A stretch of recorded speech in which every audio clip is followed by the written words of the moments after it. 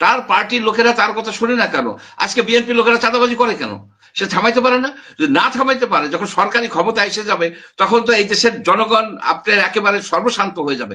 আপনার পার্টির ভিতরে থাকবে গণতন্ত্র, সেটা তারা আনুক। এখন সরকার কিন্তু চাপ দিতে পারে, আগে তোমরা সংস্কার করো, আমাদের সংস্কার তো আছেই।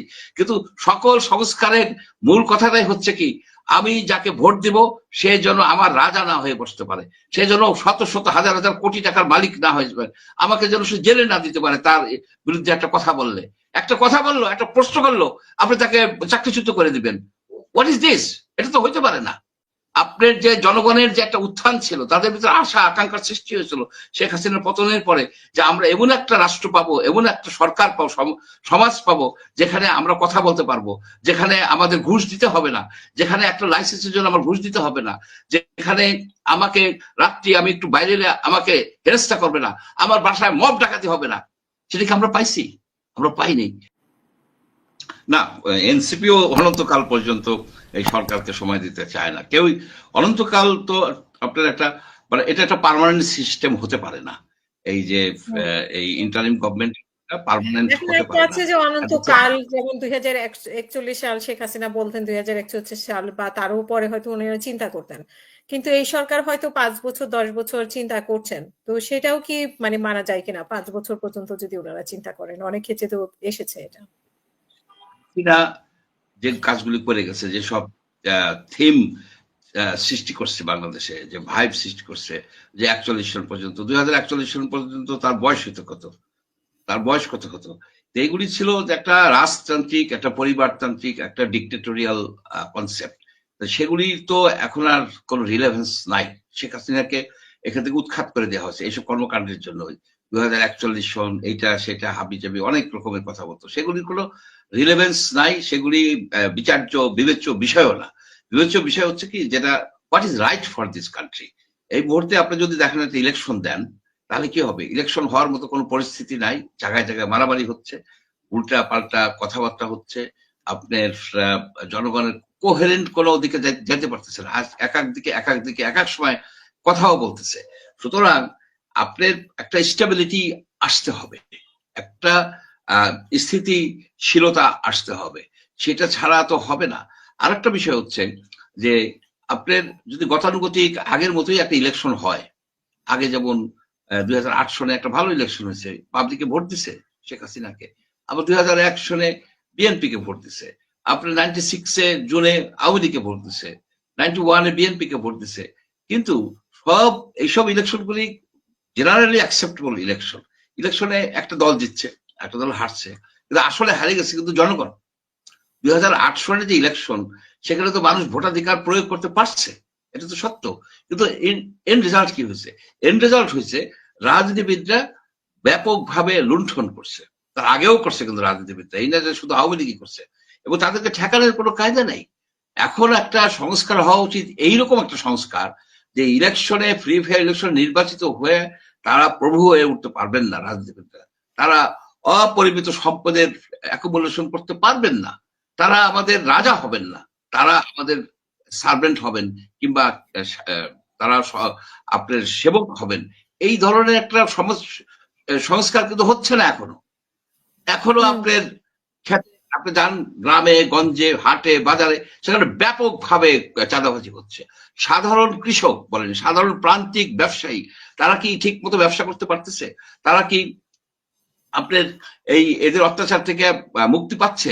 এখনো তো জমি দখল করে নিতেছে। আপনার যারা এইসব অন্যায় অবিচার করছে, আওয়ামী লীগের লোকেরা এই গত 15 বছরে, 16 বছরে, তার আগে বিএনপি লোকেরাও করছে, এই যে জমি খাত দখল করে, তারা কি মামলা করতে পারতেছে? এই যে গ্রামের দিকে এখন সরকার প্রায় বলে বেড়াইতেছে যে মানে ভুয়া মামলা দেওয়া যাবে না, অহেতুক মামলা দেওয়া যাবে না, ঠিকই। কিন্তু যারা অপরাধ করছে, যারা অপরাধ করছে, তাদের বিরুদ্ধে কি এখনো সাহস আছে থানায় যে মামলা করার? সাহস নাই। কিন্তু মানুষ কিন্তু অত্যাচারিত নিপীড়িত যে মানুষগুলি, তারা কিন্তু কোন রকমের পাচ্ছে না, তাদের কোনো মুক্তি পাচ্ছে না, তারা তাদের বিচার পাচ্ছে না। বিচার থানায় কেসই নেয় না। এইসব এই যে আওয়ামী লীগের গুন্ডা সন্ডা পান্ডা যেগুলি, তাদের প্রচুর টাকা, তারা এখনো তারা বরং কেস দিয়ে ফাঁসাই দেয়। এই সিস্টেমটাকে তো বদল করতে হবে। আপনার না সেটাই এই যে 9 মাসে তারেক কি আমরা রহমান, সেই পরিবেশ দেখেছি যে সবকিছু পরিবর্তন হয়ে আসতে। তো এরপরেও যদি অনেক সময় নেয় তো সেইখানে পরিবর্তন আসবে কিনা? আমরা সরকারের মধ্যেই তো অনেক হ্যাঁ, বিতর্ক দেখতে পাচ্ছি। এপিএস, পিএস দের দুর্নীতি আমরা দেখতে পাচ্ছি, আরো অনেকে দুর্নীতি বের হয়ে আসছে। একটা জিনিস আপনি খেয়াল করে দেখবেন যে দুর্নীতি কিন্তু বেরিয়ে আসতেছে, দুর্নীতি করছে কিন্তু দুর্নীতি বেরিয়ে আসতেছে এবং তার সাজা হবে।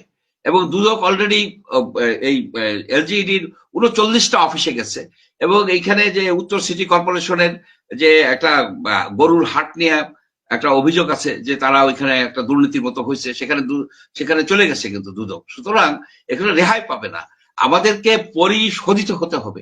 আমাদের ভিতরে যত ক্লেদ আছে, আমাদের সিস্টেমের ভিতরে যত কিছু এই দুর্নীতি আছে, অপশাসন আছে, অনিয়ম আছে, সেগুলিকে ভাইসে উঠুক, সেগুলিকে বাইর হয়ে আসুক, স্বচ্ছতা আসুক, এবং আমরা সেগুলিকে অ্যাড্রেস করি, সেগুলি থেকে আমরা মুক্ত হই। তারেক রহমান এই যে কথাগুলি বলতেছেন, তার পার্টি যে দুর্নীতি করে, চাঁদাবাজি করে, সে থামাইতে পারে না কেন? সে থামাইতে পারে না কেন? বলে সে যে তো আমরা বলছে ই যে দিচ্ছি। সরকার কেন থামাতে পারছে না? সরকার কেন গ্রেপ্তার সে কেন করছে পারে না? না? সে কেন পারে না? তার পার্টির লোকেরা তার কথা শুনে না কেন? তার পার্টির লোকেরা তার কথা শুনে না কেন? আজকে বিএনপি লোকেরা চাঁদাবাজি করে কেন? সে থামাইতে পারে না? যদি না থামাইতে পারে, যখন সরকারি ক্ষমতা এসে যাবে, তখন তো এই দেশের জনগণ আপনার একেবারে সর্বশান্ত হয়ে যাবে। আমি চাই যে যতক্ষণ পর্যন্ত না দেশে পার্টিগুলির মধ্যে গণতন্ত্র না আসছে, তারা কি পার্টি সংস্কার করছে?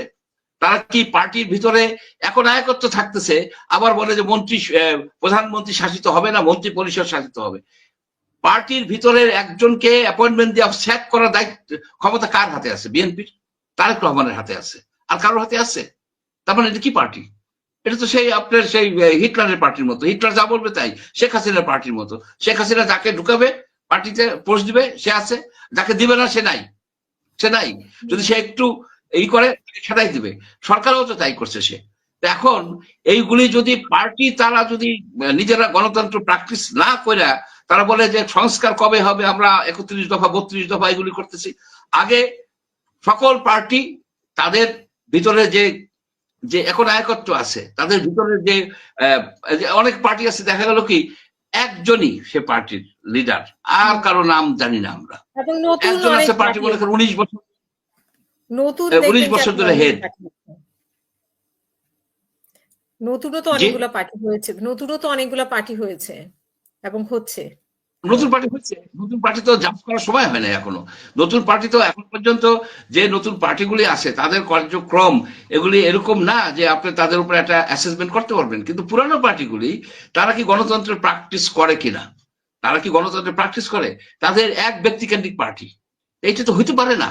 আপনার পার্টির ভিতরে থাকবে গণতন্ত্র, সেটা তারা আনুক। এখন সরকার কিন্তু চাপ দিতে পারে, আগে তোমরা সংস্কার করো, আমাদের সংস্কার তো আছেই। কিন্তু সকল সংস্কারের মূল কথাটাই হচ্ছে কি, আমি যাকে ভোট দিব সে যেন আমার রাজা না হয়ে বসতে পারে, সে যেন শত শত হাজার হাজার কোটি টাকার মালিক না হয়ে পারে, আমাকে যেন সে জেলে না দিতে পারে। তার বিরুদ্ধে একটা কথা বললে, একটা কথা বললো, একটা প্রশ্ন করলো, আপনি তাকে চাকরিচ্যুত করে দিবেন।